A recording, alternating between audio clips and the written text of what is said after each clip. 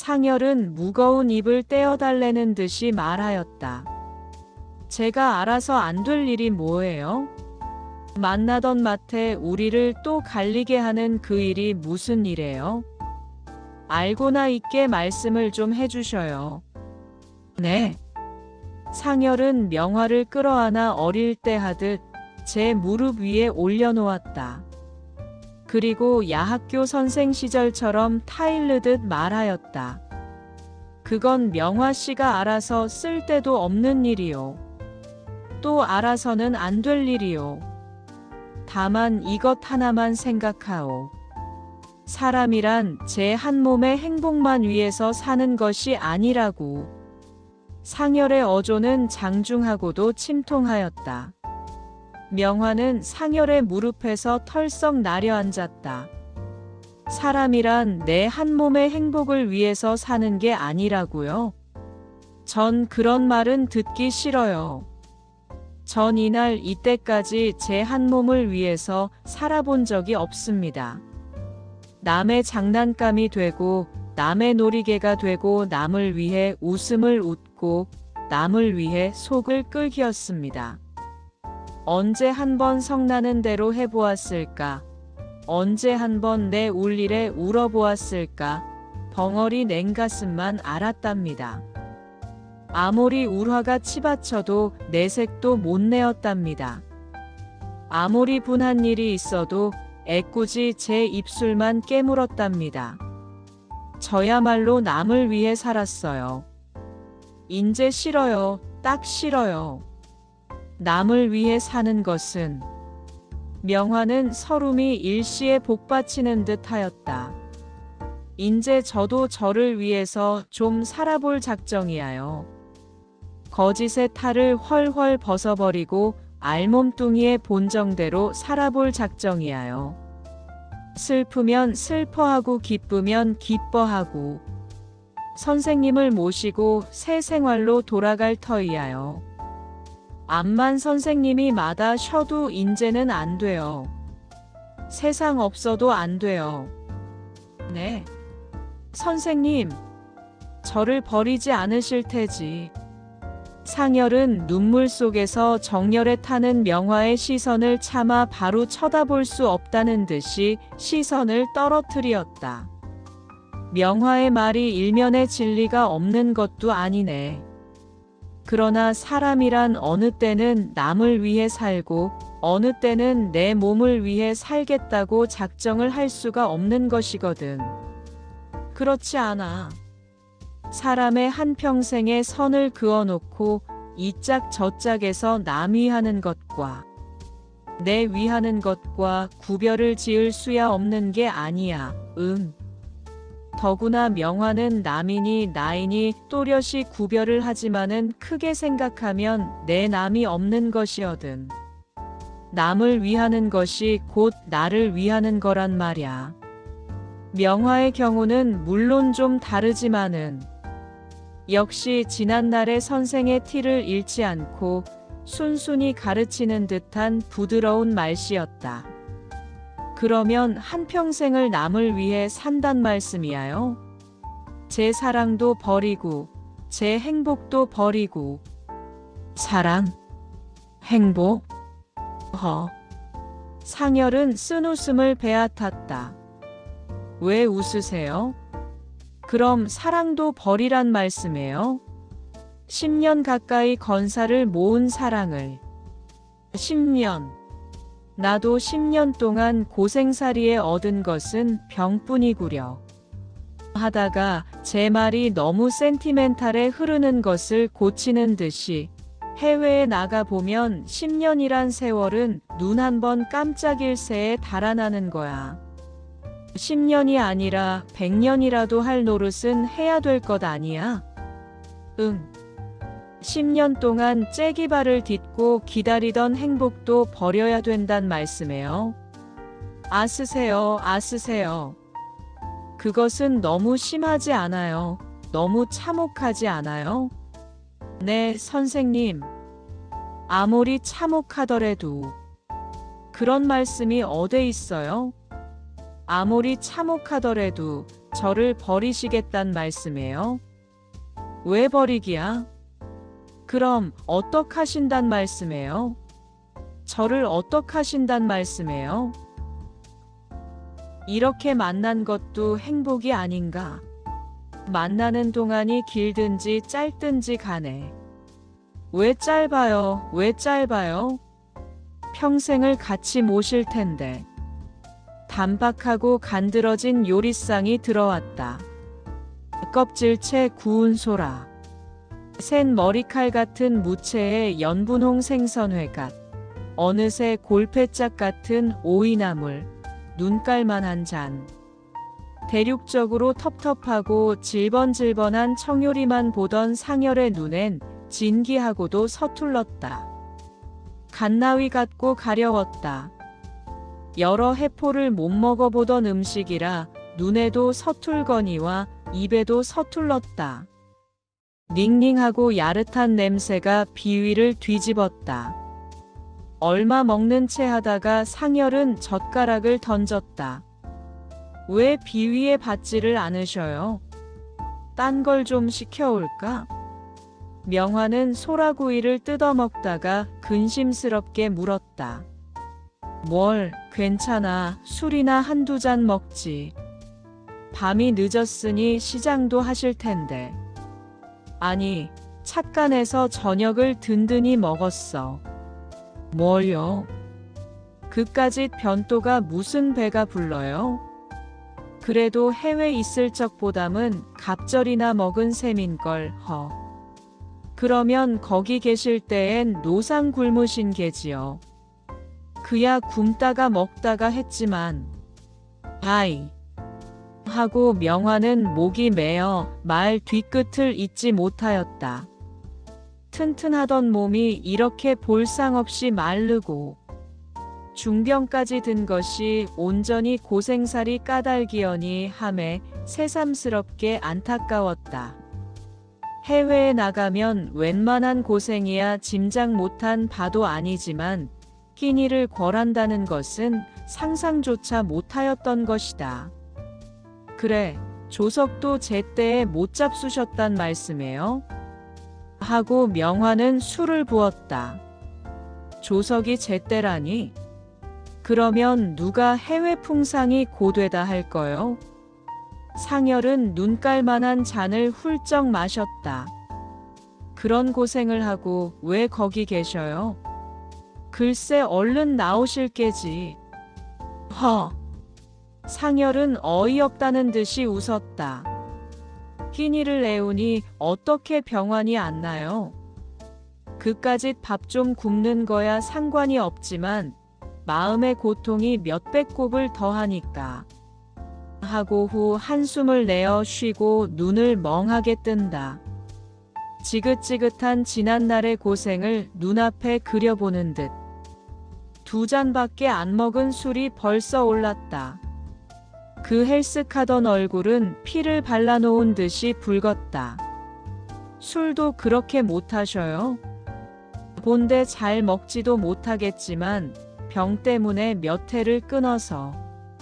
아규, 그럼 왜 술을 잡수셔요? 인제는 먹어도 괜찮아. 병환이 나으신 것 같지도 않은데. 병이야 안 나았지만 인제 올 때를 왔으니. 올 때를 오시다니? 그리던 고장애를 돌아오고 또 이렇게 그리던 명화를 만나지 않았나? 허허. 그럴수록 몸을 더 조섭을 하셔야지. 하고 명화는 상열이가 또 들려는 술잔을 뺏으려 하였다. 뭘 몇 잔 먹은들 어떨라고? 병환이 덧치시지. 덧치면 대수요. 얼마 남지 않은. 하다가 상열은 말을 잘라버렸다. 얼마 남지 않은 게 뭐예요? 얼마 남지 않은 인생이 아닌가? 하고 필경 그 잔을 말려버렸다. 얼굴은 더욱 연연하게 붉어지고 숨길까지 시근시근해 가빠졌다. 왜 인생이 얼마를 남지 않아요?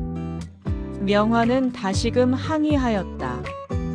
명화도 벌써 짐작했을는지 모르지만 내 병이 이렇게 중하지 않나. 구태여 산다 한들 며칠이나 살거요. 그러니 명화의 항의에 상열은 목소리를 떨어뜨렸다.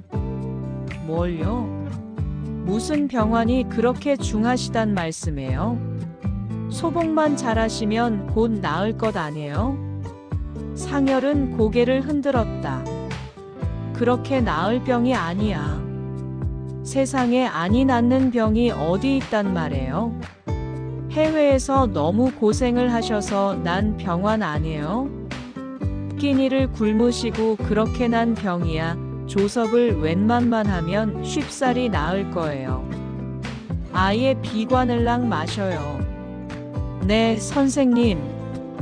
요리상을 가운데 놓고 마주 앉았던 명화는 상열의 곁으로 맹그적 무릎으로 걸어서 다가 앉았다. 네, 선생님. 마음을 단단히 잡수셔요. 그까짓 병이야 걱정을 할 게 뭐예요? 제가 있잖아요. 제가 이렇게 있는 담에야.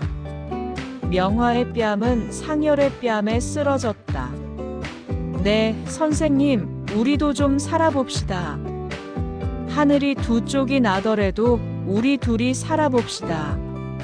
네, 선생님, 딴 말씀 마시고, 불길한 말씀 마시고, 남 위하는 생각 마시고, 네, 선생님. 병만 곤치기로 힘을 씁시다. 산수 좋은 대로 전지라도 하시고. 네, 선생님.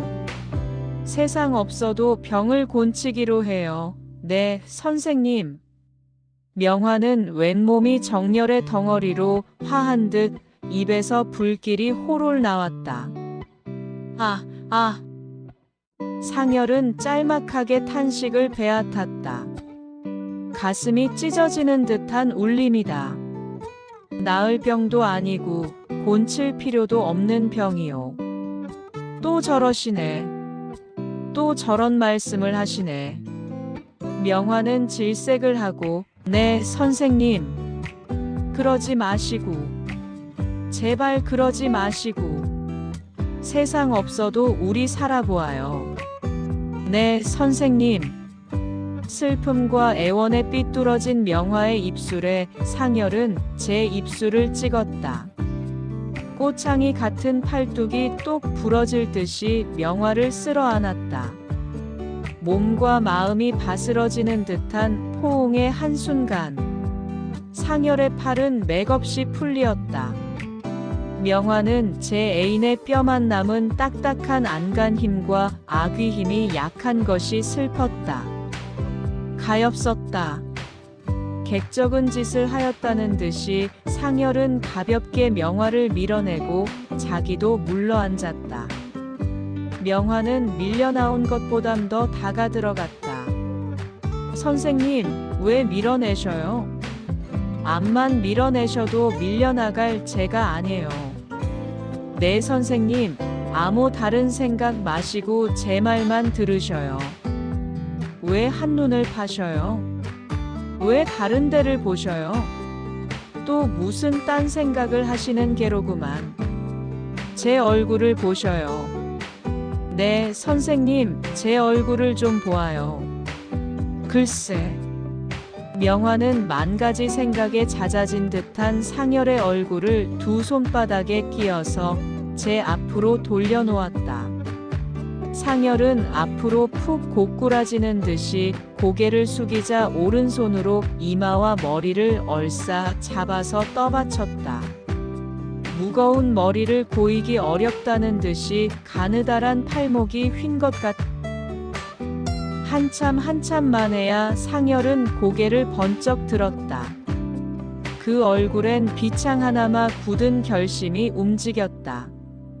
그는 조끼 단추를 끌르고 조끼 주머니에서 하얀 수건에 싼 무엇을 끄집어내었다. 오랫동안 그리던 애인을 위하여 깊이 감추어둔 선물을 내놓기나 하는 듯이. 명화씨, 이걸 좀 보시오. 얼굴빛도 엄숙하거니와 말씨조차 정중하였다. 이게 뭐예요? 하고 물었다. 끌러만 보오. 명화는 위에 싼 수건을 끌렀다. 그 속에서는 두꺼운 조선 장지의 봉투가 나왔다. 보실보실한 무엇이 마치었다. 명화는 진기한 듯이 겉봉을 떼었다. 가볍게 봉투를 기울임에 명화의 손바닥엔 흙 같은 것이 솔솔 부어졌다. 이게 뭐예요? 흙 아네요? 그렇소. 흙이요. 내 고향의 흙이요. 조선의 흙이요. 명화는 기대에 어그러진 듯한 고의적은 듯한 눈으로 어이없이 상여를 쳐다보았다. 흙을 왜 이렇게 심심봉지를 하였을까? 명화는 흙을 한 줌이나 되도록 더 쏟아보며 혼자 중얼거렸다. 명화 씨가 이상스럽게 생각하는 것도 용혹무계한 일이요. 세상에 흙을 싸두는 사람은 없으니까. 그러나 내게는 그에 더한 보물이 없었소. 나의 최후의 동반자가 될 것은 그 흙뿐이었소. 명화는 무슨 뜻인지를 잘 몰랐지만 어쩐지 슬펐다. 잠자코 설명을 더 기다렸다. 명화 씨는 상상도 못하리라. 해외 객창에서 병을 얻은 몸이 얼마나 쓸쓸한가. 병이라도 유만부동이요. 사형 선고를 받은 것이나 진배 없는 폐병이 든 것을 알 때 그 마음이 어떠할까. 10년 풍상에 아무것도 이루어진 것이 없고 하루하루 죽음을 기다리는 심정이 어떠한가. 고국을 떠나 있으면 고국이 얼마나 더 그리운가. 남들이 비웃는 붉은 산이 얼마나 보고 싶은가. 맑은 하늘과 맑은 물이 얼마나 눈앞에 어른거리는가. 더구나 인제는 죽는다. 반생에 애쓴 것이 속절없는 물거품으로 사라진다. 인제는 다시 고향의 공기를 마셔보지도 못하겠구나. 인제는 다시 고향의 흙을 밟아보지도 못하겠으구나 하며 내 마음은 어린애와 같이 센티멘탈해진 것이요. 그래, 이 흙을 구한 것이요. 내 고향의 흙을. 어릴 때 발로 짓밟고 손가락으로 휘젓던 흙을. 병이 불시에 덧치어 조선에 나간다는 조그마한 소원조차 이루지 못할 것 같으면 나는 이 한 줌 흙을 품고 고요히 죽을 작정이었소. 명화는 이야기를 듣는 사이에 쉴 새 없이 눈물을 흘렸다. 하도 가슴이 억색해져서 위로할 말조차 나오지 않았다. 인제 내 목적은 반은 달해진 셈이요. 아무튼 죽기 전에 조선의 흙을 밟았고 조선의 공기를 마시게 되었으니 그리고 또 내 청춘의 감정을 사로잡았던 명화 씨를 이러고 만났으니 인제는 세상에 원될 것도 없고 한될 것도 없게 되었소. 마음 놓고 내 갈 길을 가면 구만이요. 명화는 소리를 내어 울다가 갈 길이 또 어데란 말씀이에요? 울음 반, 말 반으로 물었다. 상열은 대답이 없었다. 정열의 회홀이. 용산 S의원에 실려간 은주와 여해는 인공호흡과 응급수단으로 목숨들은 다 건지게 되었다. 그 이튿날 아침까지도 은주는 열이 오르나리고 혼수 상태에 빠져 있었지만 여해만은 완전히 정신을 수습하였다. 환하게 병실 유리창으로 흘러들어오는 햇발을 얼굴에 느끼자 여해는 벌떡 일어나 앉았다. 팔다리가 욱신욱신하고 쑤시기는 하였지만은 머리는 거뿐하였다. 붉은 햇살이 가슴속까지 쏘아 들어오는 것 같다. 웬일인지 근래에 없이 심기가 좋았다. 겁누른 흙탕물이 입으로 코로 벌떡벌떡 들어갈 채 속이 능글능글하기는 하였으되 은주를 부여잡은 때의 기쁨이란 지금 생각해 보아도 아슬아슬하고 유쾌하였다. 그는 물에 젖었던 후줄근한 옷을 주섬주섬 주워 입고 병실을 나섰다. 그는 은주에게 가볼 작정이었다. 조그마한 그 병원은 병실이라고 몇 개가 없었다. 복도에서 은주를 맡아보는 간호부를 만나 물으니 은주의 병실은 바로 제 병실의 다음 방이었다. 곧 들어가 보려다가 여해는 주춤하고 걸음을 멈추었다. 은주가 나를 보면 놀라지는 않을까. 죽음을 결단하게 한 장본인을 눈앞에 본다면 어린 신경에 또 얼마나 흥분이 될 것인구. 그녀에게는 악마인 내가 아닌가. 문득 이런 생각이 떠오르며 가뜩하던 기분이 다시금 흐려지고 마음은 또다시 천근같이 무거워졌다. 발길을 돌리려다가 다시 생각하니 은주가 아직 완전히 정신을 차렸을 것 같지 않았다. 나를 알아볼까? 아직 삶과 죽음의 갈림길에서 방황하고 있지는 않을까. 여해는 지금 당장이라도 이 병원을 나가고 싶었다. 깨어난 다음에야 일시인들 진절머리 나는 병원에 있기가 싫었던 것이다. 병원을 나가기 전에 그는 은주의 얼굴을 한 번만 보고 싶었다.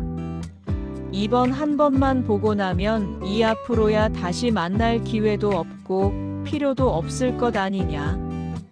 제 지은 죄는 삭히려 삭힐 수 없는 노릇이니 이번 한 번으로 이 괴상한 인연을 청산하는 수밖에 없지 않으냐. 은주 몰래라도 은주의 용태나 보살펴 보고야 발길이 떨어질 것 같았다. 필경 여해는 은주의 병실 문을 열고 들어갔다. 은주의 병상 곁에는 아무도 없었다. 여해는 물론 병일과 석호가 남아있을 줄 알았다. 그러나 그들은 은주가 피어나는 것을 보기가 무섭게 아까 여해가 복도에서 만난 간호부에게 맡겨놓고 그들은 제 갈대로 가버린 것이었다. 그들은 은주의 유서를 읽고 은주 곁에 있기가 면구하였던 탓도 타실이라.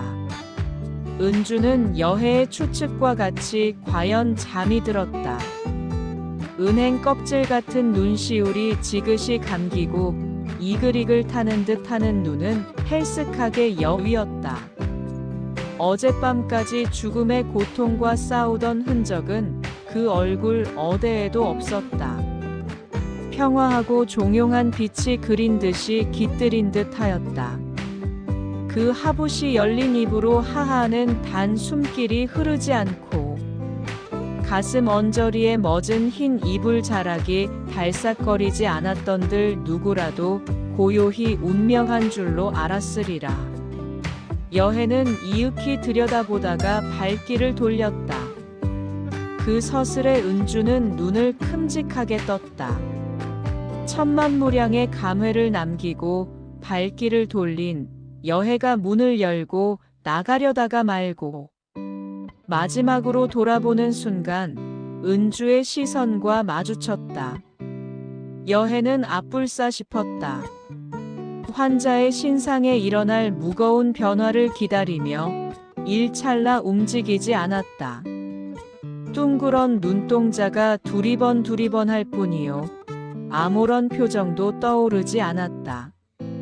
은주는 여해를 몰라보았음인지 삶과 죽음의 신락 같은 경계선에서 오락가락하는 그의 정신은 아직도 꿈과 생시를 구별하지 못하였음인가. 이랬거나 저랬거나 여해에게는 어떻게 다행한지 몰랐다. 최후로 제 희생의 얼굴을 한 번만 보아두겠다는 안타까운 희망이 이렇다 할 지장 없이 이루어진 것도 다행하거니와 마지막 길에 제 눈으로 은주가 깨어난 것을 본 것이 더군다나 안심이 되었다. 여해는 마음 놓고 문을 열고 나오려 하였다. 그때였다. 등 뒤에서 동강동강 끊어진 말이 들리기는 누구세요? 긴장한 여해의 신경은 깜짝하고 놀래었다. 인제 정말 깨었나 보다 하고 당황이 나와버렸다. 본정신이 완전히 돌아오는 다음에 자기를 본다면 큰일이 아닌가. 강 속에서야 초죽음이 된 뒤이니 의식이 있을 리 없고 따라서 저를 건져낸 사람이 누구인 것을 모르리라. 설령 여해인 줄 안다 하더라도 자기를 죽음의 길로 이끌어 넣고 죽으려는 슬픈 소원까지 방해한 그를 더욱 미워는 할지언정 고마워할 까닭은 없으리라. 여해는 문 앞에서 제 방에서 나올 때 만났던 그 간호부와 마주쳤다. 웬 얼굴에 죽은 깨를 뒤집어 쓴 갈량갈량한 그 간호부는 여해를 보고 환자가 어때요? 깨어났어요? 하고 물었다. 여해는 그렇다는 뜻으로 고개만 끄덕여 보이고 어슬렁어슬렁 복도를 걸어 나려왔다. 현관까지 나와서 생각하니 제 신이 어떻게 되었는지 알 수가 없었다. 급한 김에 고무신을 걸치고 한강으로 뛰어나온 것은 생각이 나지만은 신을 벗고 강물에 뛰어들었는지 또는 그대로 뛰어들었는지 기억이 흐리마리하다. 설령 벗어놓고 떨어졌다 하더라도 그 신을 어떻게 했는지 알 길이 없었다. 동저고릿 바람은 그래도 괜찮다 하겠지만은 아무리 한들 맨발을 벗고야 병원을 나갈 수 없었다. 이럴까 저럴까 하고 현관에서 망설이고 있는 즈음에 간호부가 종종 걸음을 쳐서 달려온다. 여보세요, 여보세요 하고 가쁘게 부른다. 왜 그러십니까? 여해는 의아한 듯이 물었다. 저 환자가 찾으셔요. 누구를요? 아마 손님 말씀인가 봐요. 나를 찾아요? 지금 이 방에 들어왔던 이를 불러달라고 그러더군요. 여해는 어리둥절하였다. 정말 나를 찾아요? 여해는 간호부의 말을 못 믿어하는 듯이 재우쳤다. 지금 막 병실에 들어갔다 나오셨죠? 간호부는 되짚어 묻는다. 그렇소. 그럼 분명히 당신을 찾습니다. 내가 들어갔더니 막 나간 이가 누구냐고 묻지 않아요.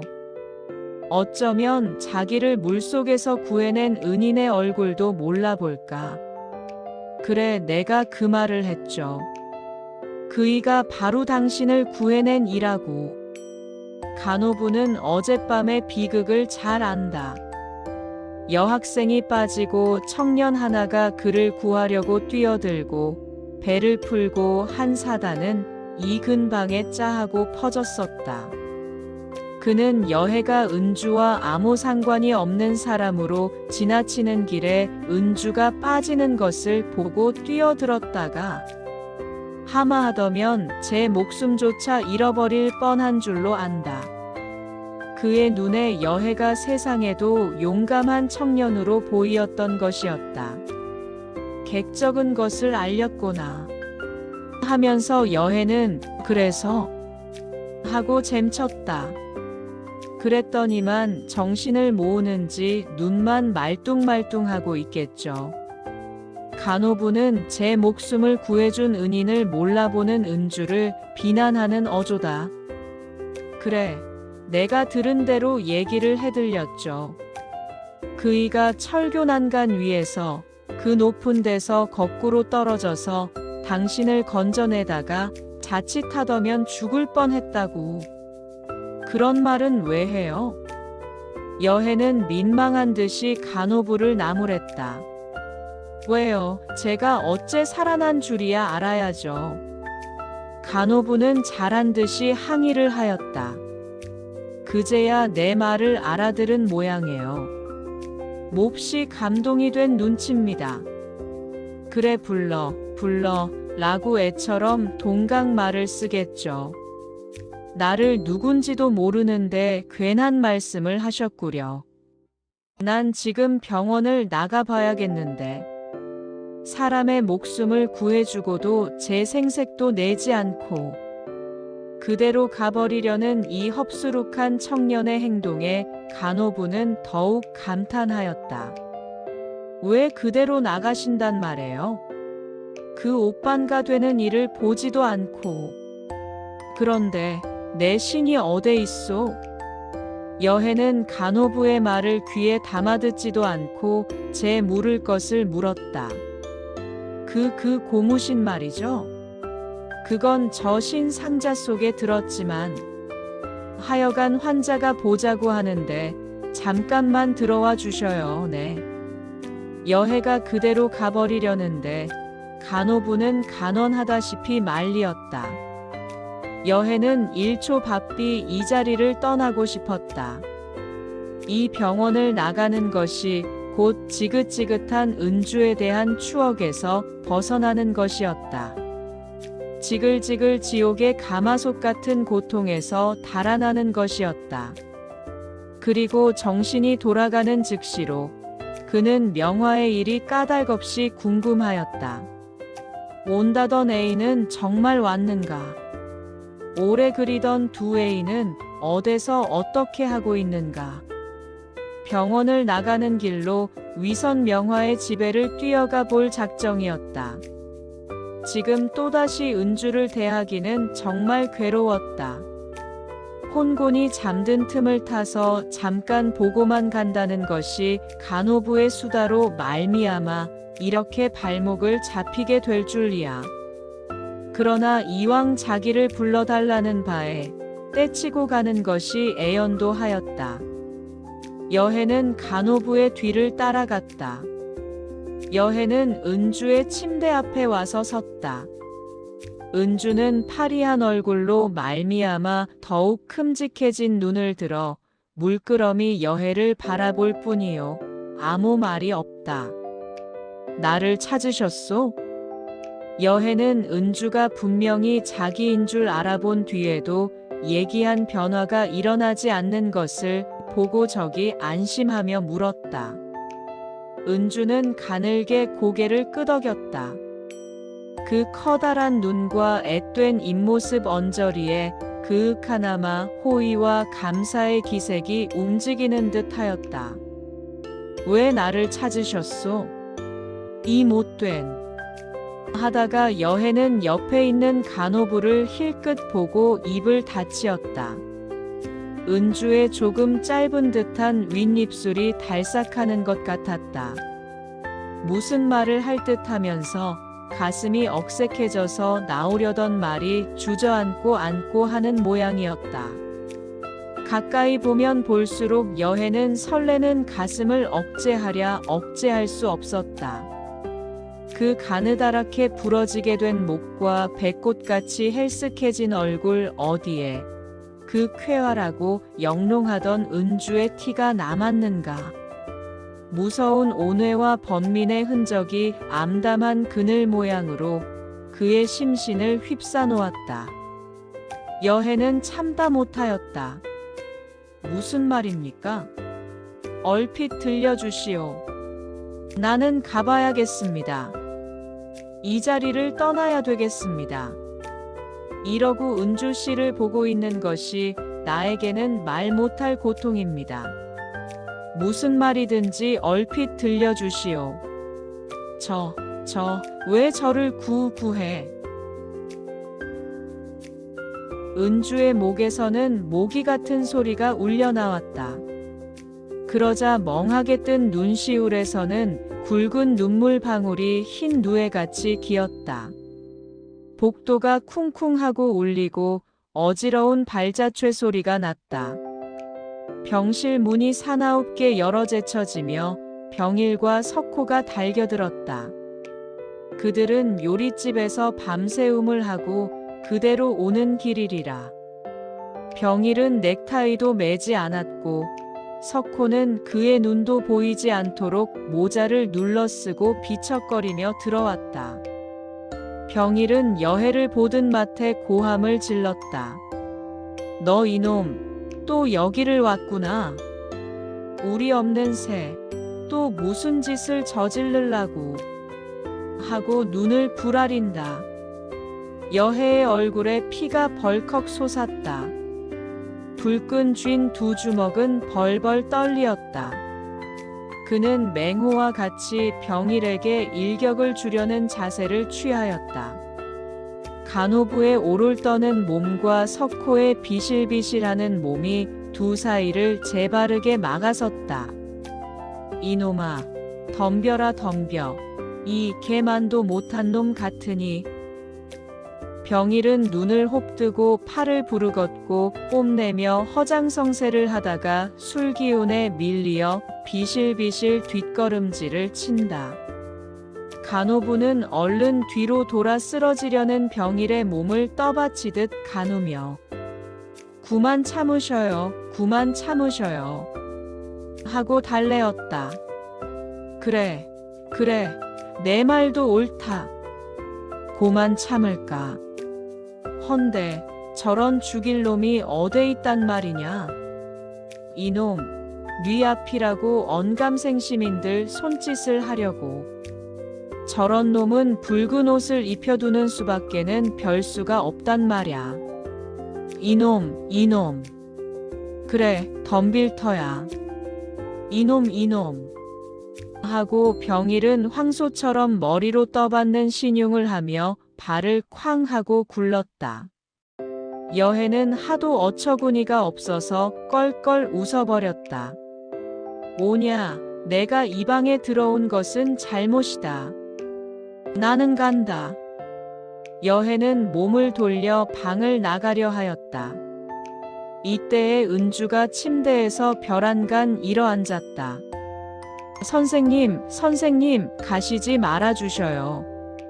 아까와는 딴판으로 제법 또렷또렷한 소리를 낸다. 여해는 주춤하고 걸음을 멈추었다. 가지 말아달라. 그깟 놈을 잡고 시비를 캐면 못하니? 가도록 내버려 두지 않고. 병일은 여해를 부르는 제 누이의 말을 되받으며 중얼거렸다. 은주는 더욱 분명한 음성으로 그러고 오빠는 가셔요. 한다. 무엇이 어째? 나더러 가거라. 이해봐라. 하고 병일은 눈을 커다랗게 떠서 은주를 바라본다. 그래요.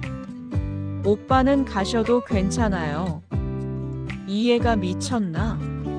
너 그건 어떻게 하는 말이냐? 병일은 제 누이에게로 한 걸음 들어선다. 그래, 여해는 있고 나더러는 가란 말이냐. 웬 방안의 시선은 은주에게로 몰리었다.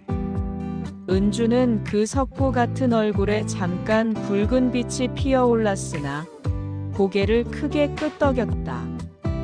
병일은 새벽녘에 취한 술이 주렁주렁 메어 달린 듯한 눈을 한 번 쓰다맞다.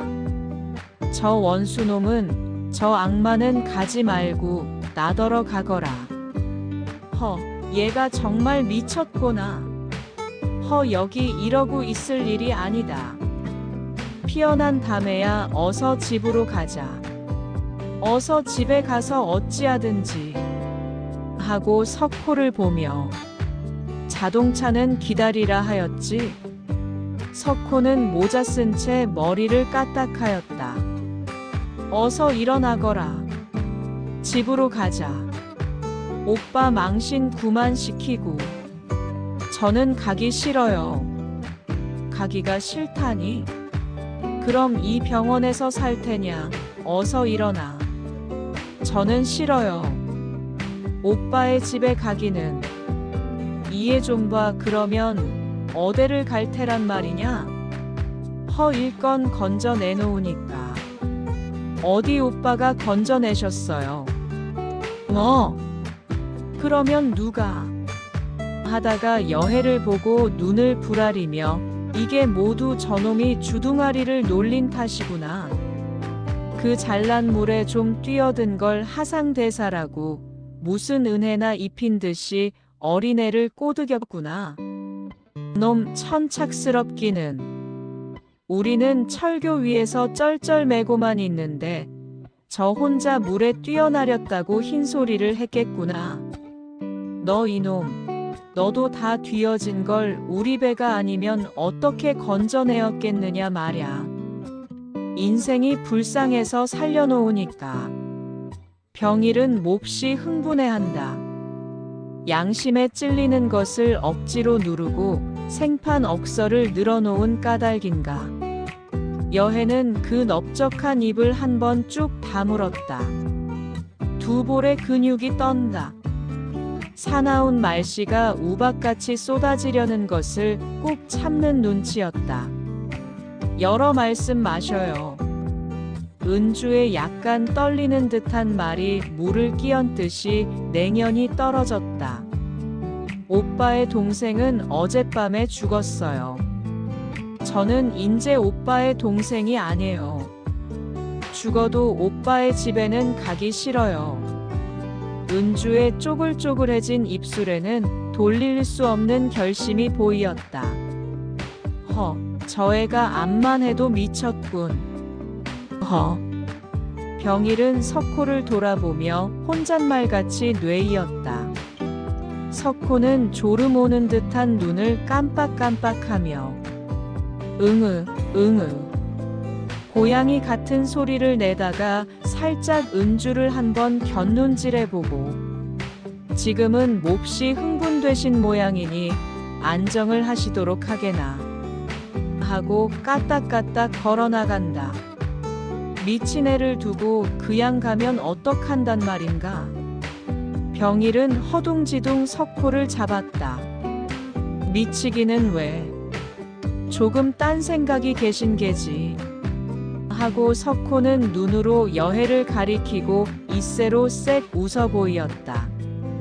은주는 독사가 지나가는 소리를 들은 것처럼 오싹 몸을 떨었다. 병일과 석호가 웅얼거리고 있는 사이에 여해는 서슴지 않고 성큼성큼 병상 가까이 걸어갔다. 나는 가봐야겠습니다. 또 오지요. 네. 은주는 목 안에서 잡아당기는 듯한 소리를 들릴 듯 말 듯 대답하고 고개를 외우 꽂았다. 여해는 휙 나와버렸다. 은주의 수수께끼 같은 태도에 하회가 궁금은 하였지만은 불쾌한 그 자리를 벗어난 것이 마치 지렁이가 움지럭거리는 수렁을 뛰쳐나온 듯이 상연하였다. 전찻길까지 나오자 전차 탈 돈 오전까지 지나지 않은 자신을 발견하였다. 한강통에서 청진동까지는 정말 걷기에 벅찬 거리이었다. 여해는 두 주먹을 불끈 쥐고 다른박질을 하다시피 빨리 걸었다. 다리는 허정허정 공중을 차고 나는 듯하다. 그대도록 그는 은주보담도 명화의 일이 몇백 곱절 더 궁금하였다. 명화의 얼굴이 보고 싶었다.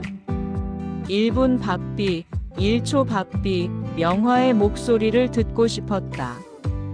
뻘뻘 땀이 흐르고 피곤한 다리가 느릿느릿 늘어질 인물이면 명화는 갖은 포즈로 그의 눈앞에 얼렁거렸다. 그는 헐떡거리며 시근거리며 불채 쪽으로 종아리를 후려 갈기는 듯이 걸었다. 그는 단숨에 명화의 집에 뛰어왔다 해도 과언이 아니리라. 그는 다짜고짜로 안방문을 펄쩍 열었다. 명화는 없었다. 부리는 계집애 겸 명화의 대를 받을 동기 겸으로 있는 오견이가 혼자 양금을 치다가 바시시 일어난다. 안 계시니? 안 계셔요. 보다 모르셔요? 오견은 무엇에 성이 났는지 그 뾰족한 입을 더욱 꼬르퉁하게 내어민다. 어디를 가셨니? 누가 알아요? 식전에 어디를 나갔단 말이냐? 식전에는 어젯밤 나가셔서 어디 들어오시기나 했어요. 뭐? 정거장에는 나가셨다 돌아오셨지? 돌아오시긴. 그대로 가물치코야. 참 사람 속상해 죽겠어. 손님은 왜 어디 갔다가 인제 오신단 말이에요? 난 무서워 죽을 뻔했는데. 옥연은 안 차고 당할진 계집애였지만 14살이란 나이가 있어 횡덩그렁하게 빈집을 혼자 지키느라고 꽤 무서웠던 터에 여해를 보고 화풀이를 하는 것이었다. 여해는 그대로 털썩 주저앉았다. 그는 명화가 그 애인인가 하는 자를 끌고 갈 데 없이 제 집으로 돌아와 있는 줄로만 알았었다. 집에 안 왔다면 명화는 분명 그 애인이란 자를 끌고 제 집보담도 더 종용한 데를 찾아갔음에 틀림이 없었다. 훌쩍거리고 노닥거리고 애무로 포옹으로 흠씬 그리던 회포를 푸는 두 남녀를 상상하며 여해는 견딜 수 없었다. 가슴속에서 불기둥이 떠받치고 일어서는 것 같다. 그래 어디 있는지 권번에 전화도 안 걸어봤단 말이냐? 망할 년 같으니. 말씨까지 사나워졌다. 왜 2년 전연해요? 전화를 안 걸어보긴. 오늘 아침에만 해도 2번이나 걸어보았는데. 그래, 어디 있다던? 권번에나 알려두셨으면 자키나 좋게. 권번에서도 모른대요. 되려 날더러 어디 좀 찾아보라겠지. 참 기가 막혀. 어디 가시면 세상 없어도 권번에는 알리시는데 어젯밤에는 권번에 안 알려서 남잠 자는데 인력거까지 와서 등살이야. 밤새도록 인력거꾼 소리에 몇 차례 깨었는지 가뜩이나 무서워 죽겠는데. 옥연은 연거푸 종알거렸다. 여해는 제가 묵고 있는 아랫방으로 돌아와 내 활개를 쭉 뻗고 누웠다.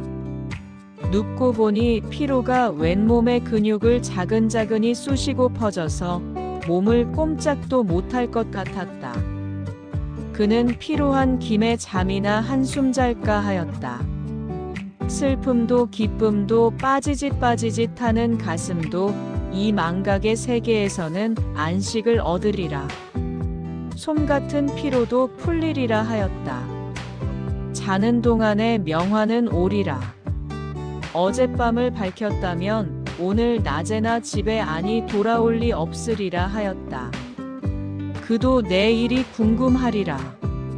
집에 돌아오면 내 방에 먼저 오리라. 또 어젯밤 모양으로 자는 내 옆에 참다랗게 앉아 있을는지 모르리라 하였다. 터무니없는 달착지근한 공상의 여해는 치밀리던 불덩이가 잠깐 주저앉았다.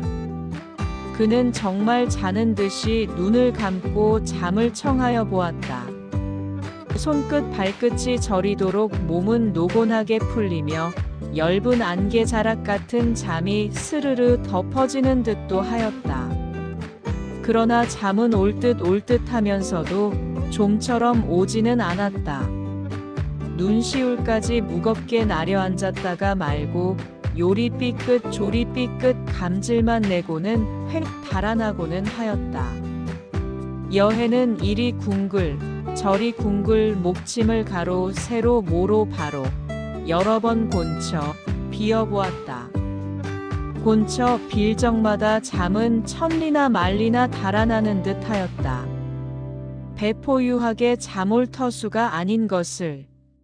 머리는 쨍쨍하게 밝아진다. 여해는 필경 잠을 단념하고 말았다.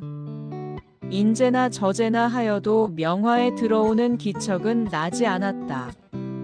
칼날같이 날카로워진 신경은 가장 가느다란 음향에도 널뛰듯 뛰었다. 눈은 감고 있을 수도 없게 되었다.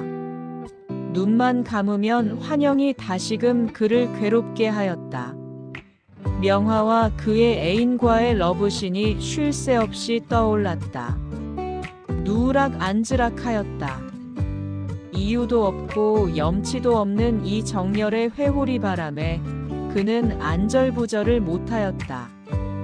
저녁 때가 되어도 명화는 오지 않았다. 밤이 되었다. 여해는 명화의 집을 나왔다. 근처 중국 요리집에서 전화를 빌렸다. 먼저 권번에 물어보았다. 아까 옥연이 말 맞다나 권번에서도 명화의 거처를 몰랐다. 생각다 못해 각 요리집으로 물어보았다. 명월관 식도원 등 서너 군데 걸어보는 사이에 여해에게도 자신이 없어졌다. 대답은 한결같이 않았다는 말뿐이었다. 조선 요리집은 끝이 났다. 이번에는 일본 요리집으로 데모한 데를 골라서 덜어 걸어보았다. 결과는 역시 실망이었다. 일찍이 명화에게 들은 취월이 언뜻 생각이 났다. 옳지, 옳지. 분명히 거기를 갔을 게다. 여해는 혼자 중얼거렸다. 애인과 단둘이 간다면 그런 후미진 요리집을 찾았음에 틀림이 없었다. 왜 이때 취월을 생각지 못하였던고. 여해의 직각은 취월에 명화가 있다는 것을 알리었다. 그는 전화도 그만두고 곧 취월로 뛰어가고 싶었다. 아무튼 전화를 걸어는 보았다. 잠깐만 기다리셔요. 일본 여자의 혀를 감아 올리는 듯한 친절한 대답이다. 여해는 몸과 마음으로 부르짖었다. 있구나. 사랑하는 이의 직각은 틀리지 않았다. 바로 전화통 옆에서 얘기를 하는 듯한 말낯이 동강동강 들려왔다. 어젯밤부터 있는 그 조선 기생 말이지. 전화가 오더라도 따버리랬어. 여해는 전화통을 내동댕이를 치듯이 걸고 뛰어나왔다. 명화는 상열의 숨을 집을 구하러 나간다 나간다 하면서도 그날 밤을 그대로 새우고 그 이튿날도 그양 보내고 밤이 또 깊었다. 어젯밤 상열의 결심과 비밀을 듣고 보니 한시라도 이런데 한만이 있을 경우가 아니건만 그런 끔찍한 일이라면 이곳을 나가는 것이 도리어 위험도 하였다. 밖에 나갈 생각만 해도 공연히 가슴이 덜컥덜컥 나려앉고 머리끝이 쭈뼛쭈뼛해진다. 다리가 떨리고 어깨가 천근같이 무거워진다. 더구나 마음이 아슬아슬해서 상열의 곁을 떠나랴 떠날 수가 없었다. 자기만 없고 보면 곧 상열의 신상에 무슨 변이 생길 것만 같았다. 한 번 갈리면 다시는 만날 수가 없을 상도 싶었다. 그는 상열의 말에 동의를 않으랴 않을 수 없게 되었다. 제가 아무리 말려도 빌어도 안 될 일인 것을 알게 되었다. 10년을 쌓은 사랑의 탑은 무너졌다. 알 수 없는 커다란 힘 앞에서 너무도 하잘것없이 쓰러지고 말았다. 슬프고 애달고 쓰리고 아프나마 명화는 상열을 제 갈 길을 가게 하는 수밖에 어쩌는 수가 없는 줄 깨달았다. 상열은 제 무릎 위에 고개를 받고 우는 명화의 등을 흔들었다. 자, 일어나요. 인제 밤도 깊었으니 좀 나가보라고. 왜 동무들도 많을 테니 연줄로 구하면 그리 어렵지도 않을 것 아니냐. 그래도 기생집은 안 되거든. 꼭 염집이라야써. 응. 내 말 알아듣지. 응. 자, 일어나요. 응. 상열의 목소리는 달래듯 부드러웠다. 명화는 울어서 퉁퉁 부은 눈을 쳐들었다. 전화 간 뒤에 무슨 일이나 생기면 어떡해요? 일이 무슨 일? 혹시 누가 찾아오더라도 선생님 혼자만 계시면 혼자 있으면 생길 일이 둘이 있다고 안 생길 거요? 허허. 그래도 제가 있으면 무슨 말을 어떻게 꾸며 대더라도 명화만큼 나도 말을 꾸며댈 줄 안다오. 웬걸. 명화는 슬프게 웃었다. 그리고 상여를 가리우는 듯이 앞으로 안았다. 암만 해도 마음이 놓이지를 않아요. 귀에 뺨을 비비대며 속살거리었다. 둘이 있다고 든든할까? 그래도 첫째 공공을 숨겨놓아야 될 것 아니야. 이렇게 몸에 지니고 있다가 웬일이셔요? 남 놀라 죽을 뻔하겠으리. 사람을 사람이 찾아오는데 놀라 죽을 게 뭔구. 그렇게 놀랄 때면 단둘이 죽을 죄를 저지른 게지. 하하타 하하타. 여해는 부자연스럽게 소리쳐 웃었다. 어디서 먹었는지 술래가 확 끼치었다. 어째 여기 있는 줄 알고 오셨어요? 명화는 재우쳐 물었다. 어데를 간들 내가 모를 줄 아나배. 명화는 땅속으로 들어가도 찾아낼 내란 말이여. 그게 사랑이란 개거든. 그게 소위 애인의 육감이란 개거든. 알았어? 하고 삐적삐적 명화의 앞으로 대어선다. 명화는 여해의 야릇한 태도에 불안을 느끼고 대어드는 대로 물러서며 상열에게 변명하듯 사랑은 무슨 경칠 사랑이고 애인의 육감이란 또 뭐예요? 그런 말씀을 랑 마시고 이리 앉으셔요. 너의 사랑은 경을 칠지 모르지만 내 사랑이야 왜 경을 친단 말이냐? 앞다 서방 가진 자를 애인으로 둔 게 그리 대단하냐? 명화는 얼른 손으로 여해의 입을 막는 신용을 하였다. 왜 그런 말씀을 소리소리 질러요? 글쎄, 왜 겁이 나니? 겁날 짓을 누가 하라더냐? 겁이고 뭐고 이리 앉기나 해요. 두 분이 인사나 하시고. 명화는 여해의 손목을 끌어안치려 하였다. 여해는 명화의 손을 뿌리치고 상여를 노려보았다. 그깟 놈하고 인사를 하면 뭘 하노? 몇 분이 못 가서 발고랑을 찰 놈하고. 에그 이게 무슨 사나운 말뿐이요? 전에는 안 그러시더니 미치셨소? 그래, 미쳤다 미쳤어. 너에게 미쳤다. 무슨 놈의 팔자가 사랑을 얻는 족족 딴 놈에게 뺏긴단 말이냐. 이번에는 안 될 말이여. 이번에는 또 뺏기지는 않을 테란 말이여. 여보. 노형. 상열이가 말을 건네었다. 노형 애인을 누가 뺏는단 말요? 자, 이리 앉기나 하오. 우리 얘기를 좀 해봅시다 그려. 얘기를 좀 해보자. 그래 건방지게 내가 누굴 구슬리는 수작이냐? 하고 여해는 상여를 후려 갈기기나 할 듯이 와르르 달겨들다가 바로 상열의 코앞에 털썩 주저앉았다. 누구시오? 상열은 침착하게 물었다. 난 김여해다. 너는? 나는 김상열. 김상열? 옳지 인제는 성명까지 알았겄다. 성명까지 알았다니? 뻔한 노릇이지. 경찰에 고발을 하려면 성명을 알아야 될 것 아니냐? 앗! 명화는 까무러치는 소리를 내었다. 그래, 여해 씨가 우리를 고발한단 말이에요? 하고 명화는 여해를 흘겨보았다. 암 그렇다 뿐이냐? 그어 두말 할 거 있나?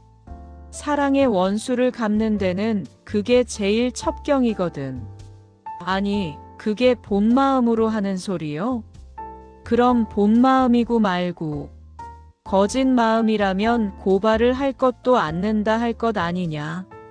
우리하고 무슨 원수로? 사랑이 원수지, 여해 씨하고 나하고 사랑이 무슨 사랑이요? 나는 그저 여해 씨의 처지에 동정을 하였을 뿐인데 명화야 나를 동정하였거나 말았거나 나는 명화를 사랑하였으면 구만 아니야. 그것도 오늘부터란 말이야. 오늘 밤부터란 말이야. 무슨 사랑이 그런 천도깨비 같단 말이에요? 천도깨비 같든 만도깨비 같든 솟아나는 불길을 너면 어떡할 테냐? 그리고 상여를 향하여 그 좋은 상해에서 뭘 얻어먹자고 조선해를 들어왔느냐 말이야.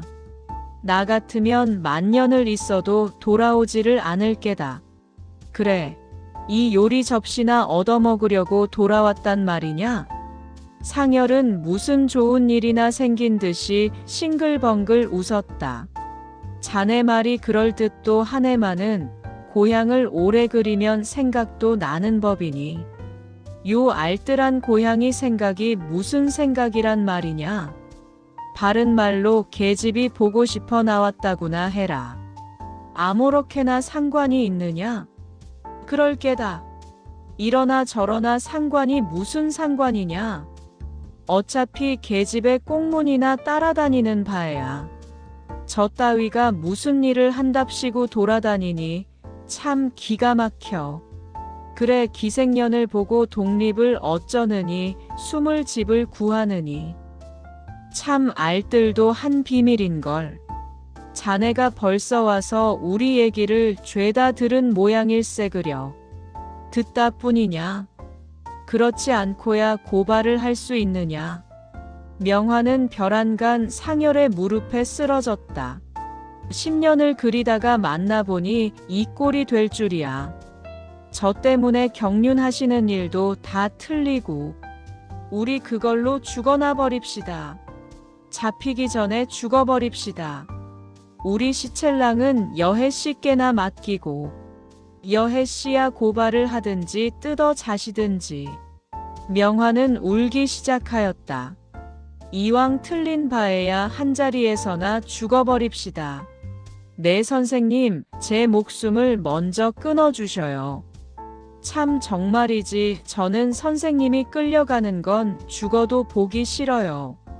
네 선생님, 그걸 꺼내셔요. 네 선생님, 우리 둘이 죽어버려요.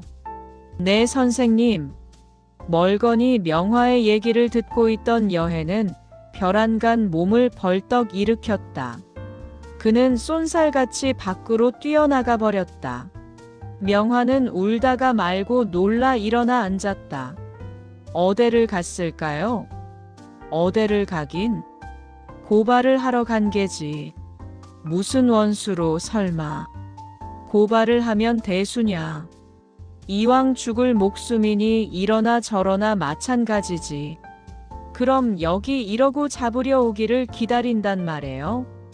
이 일을 어떡하면 좋아요? 모두가 제 탓이에요. 명화는 상여를 바로 보지도 못한다. 지금 와서 내 탓을 찾으면 무얼 할 테요? 탓을 하자면 내 몸 탓이나 할 밖에. 만일 내 몸이 웬만만 했으면 정거장에 나리는 길로 할 일을 해버릴 것을 어디 발길이나 바로 놓여야지.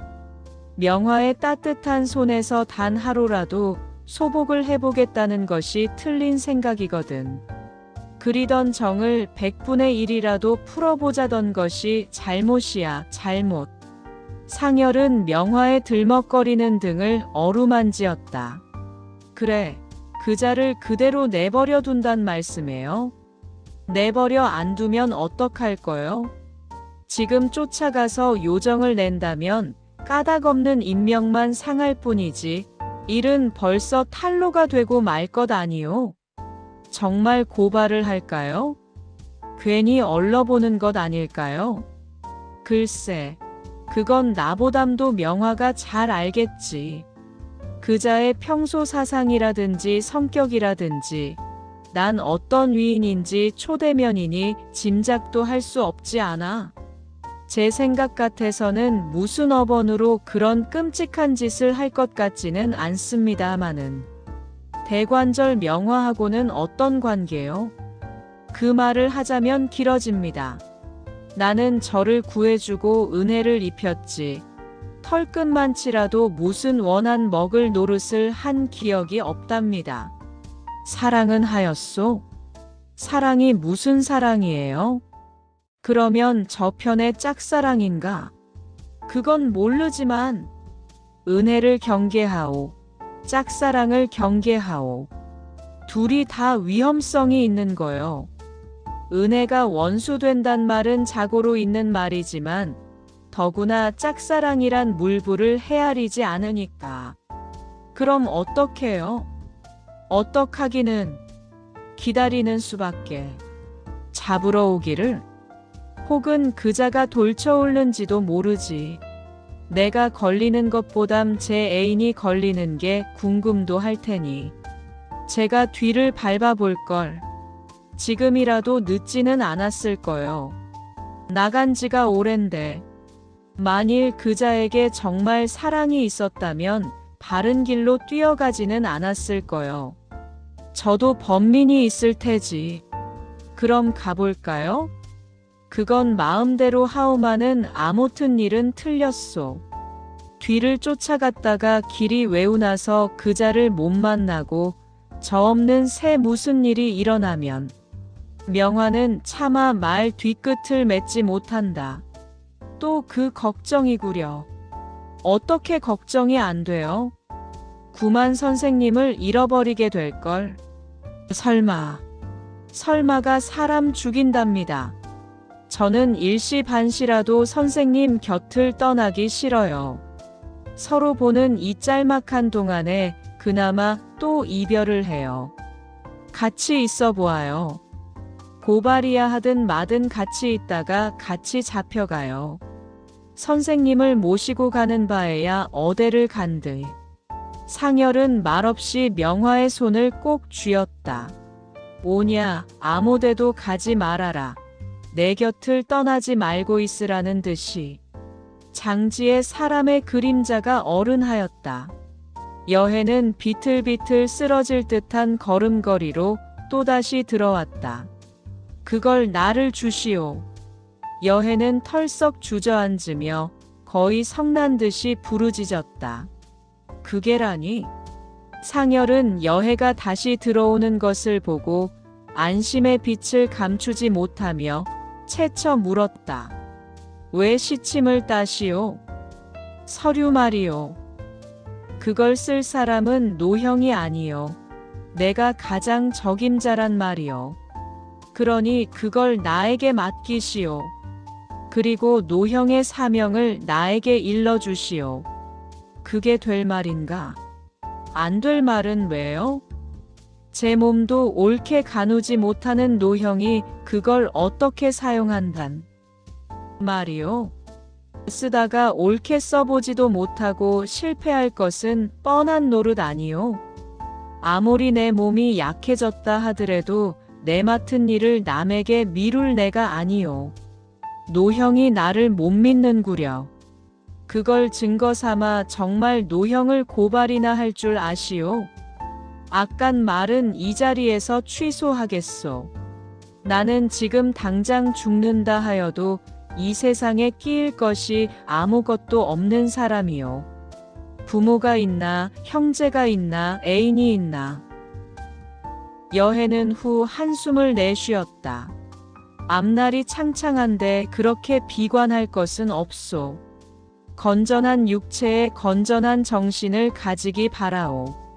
몸뚱아리는 튼튼할지 모르나 건전한 정신이 들기는 벌써 틀린 지 오래요. 이 튼튼한 육체가 걱정이요. 이 불길같이 타오르는 성욕 때문에 하마하더면 꽃다운 생명까지 하나 죽일 뻔하였소. 참, 은주 씨가 어찌 됐어요? 명화가 생각난 듯이 물었다. 건져내기는 내었소. 살리기도 살리었소. 정말 한강에 빠졌습니까? 빠지다 뿐이요. 그래, 어떡하셨습니까? 그대로 물에 뛰어들었지. 저런, 같이 빠지면 어쩌자고. 같이 빠지면 대수요. 내 죽는 거야 내 버력을 내가 받는 것이니 아까울 것이 없는 목숨이지만 은주야 죽을 까닭이 있소. 무슨 죄가 있다고. 말하자면 은주의 죄 없는 덕에 나도 죽지 않고 살아난 셈이요. 은주 씨와 그런 깊은 까닭이 있었던가요? 깊은 까닭이 있었다 뿐이요. 내 성욕의 재단의 어여쁜 희생이었소. 에그머니나. 그래도 다시 살아난 그 눈에는 나에게 대한 감사의 빛이 역력히 움직였소. 나는 차마 그걸 볼 수가 없었소. 그래, 지금 은주 씨는 어디 있어요? 용산 한강병원이요. 그럼 병일 씨도 거기 있겠구려. 있기는 거기 있음입디다마는 은주가 죽어도 제 오빠의 집에는 가기 싫답디다다. 그건 또 웬일일까? 천진난만한 마음은 거짓과 건성으로 속이지 못하는 것이요. 그는 제 오빠의 심사를 바로 알아본 모양이요. 참, 상열씨, 이 불쌍한 처녀의 운명도 맡아주시오.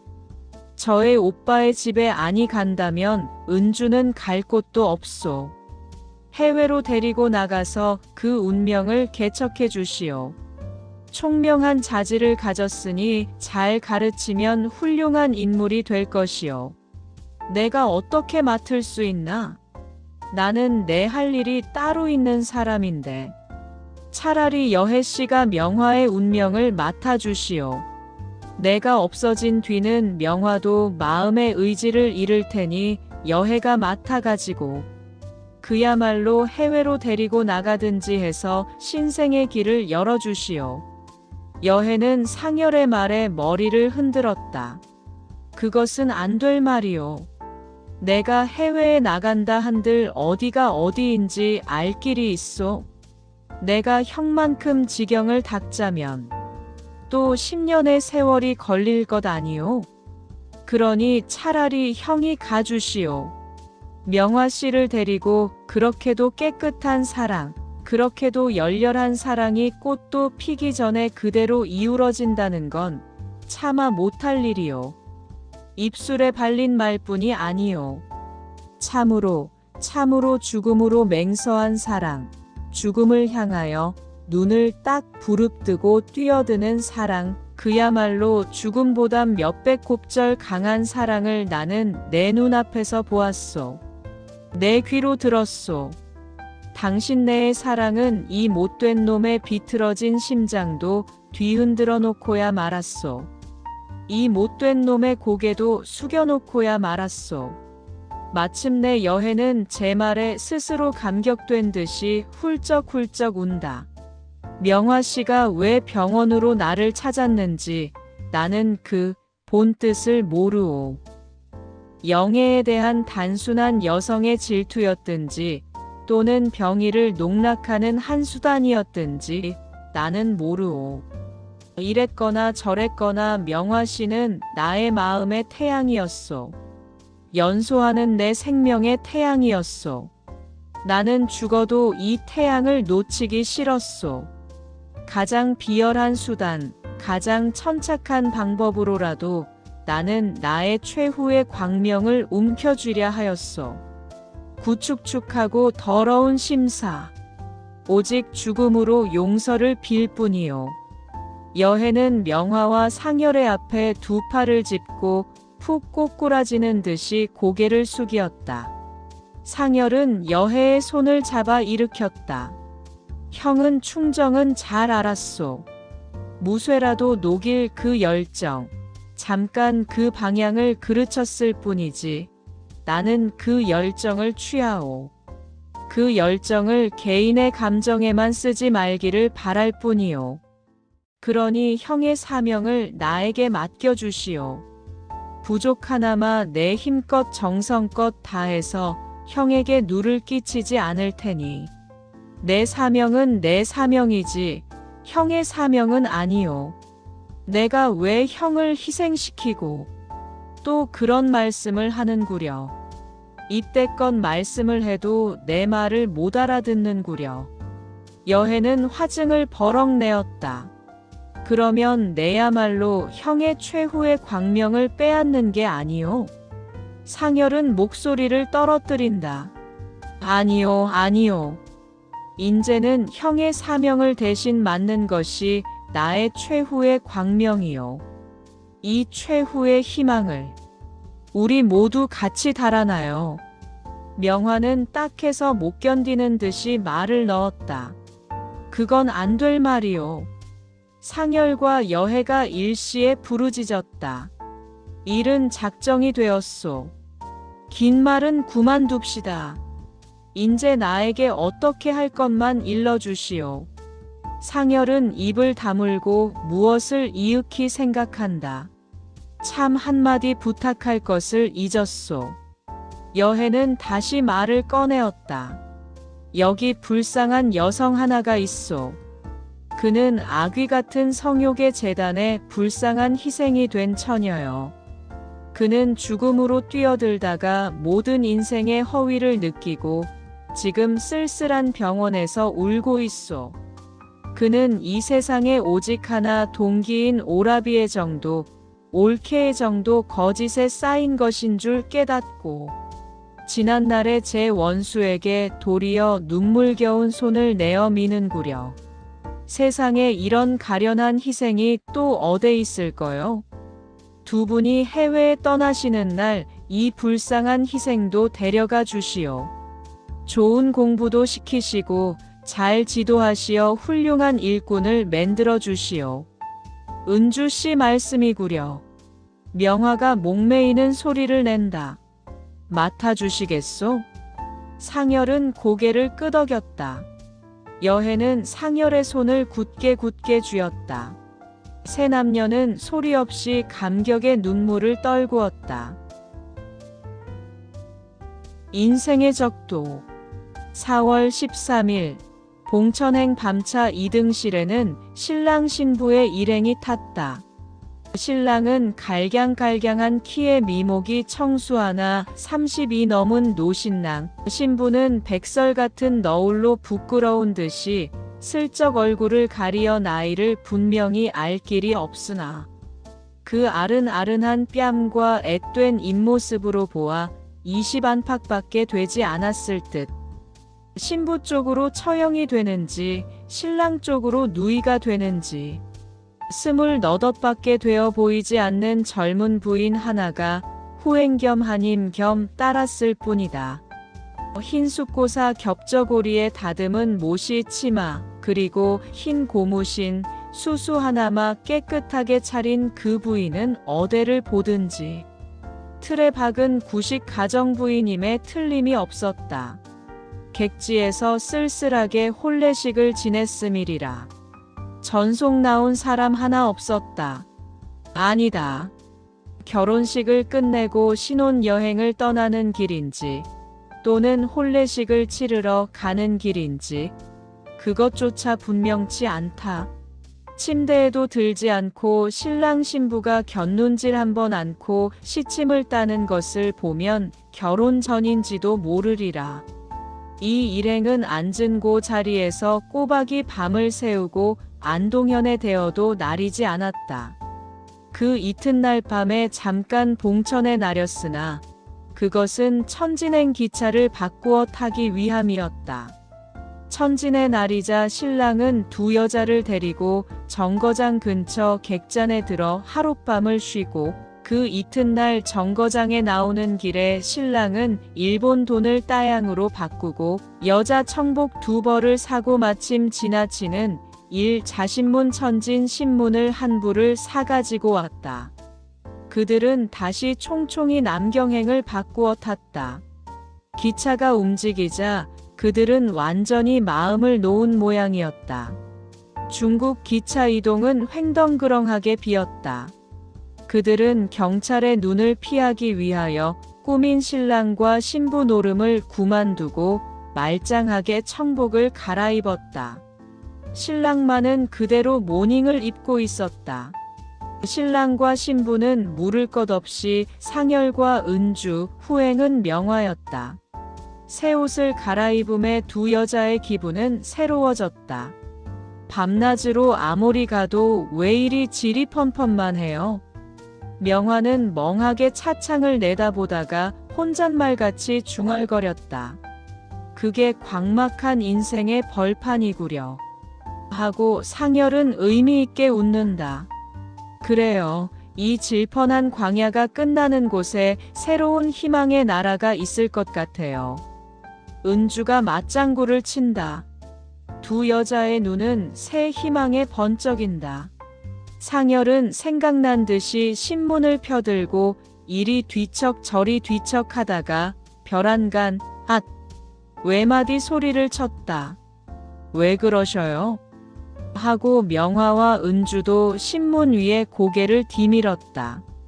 이걸 봐요. 여해가 죽었구려. 네. 두 여자도 놀라 부르짖었다. 상열의 떨리는 손가락은 다음과 같은 간략한 기사를 가리켰다. 제목도 2단 2줄이었다. 취조중 선인 청년 폭탄 깨물고 즉사.